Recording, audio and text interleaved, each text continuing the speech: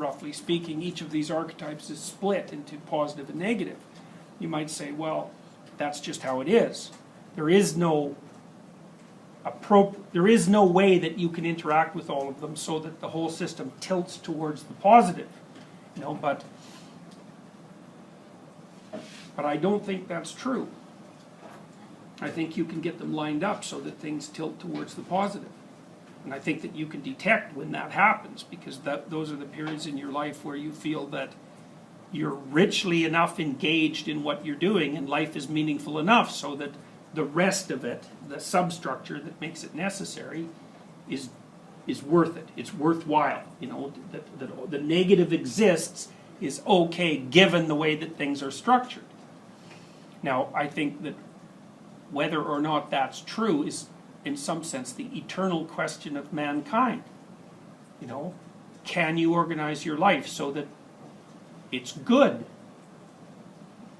Well, it seems like you can certainly allow your life to degenerate so that it's terrible. That seems indisputable, right? And there does seem to be an element of choice in that, although, you know, something terrible can happen to you that you have no choice of or control over. But it certainly seems that you can do any number of stupid and blind things that make everything worse.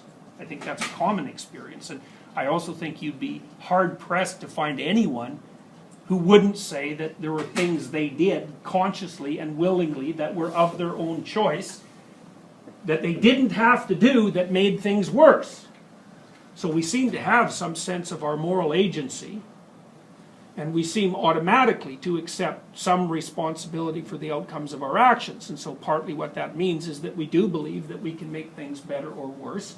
And I suppose in some way that means that we believe we can tap the whole archetypal structure of being into the positive.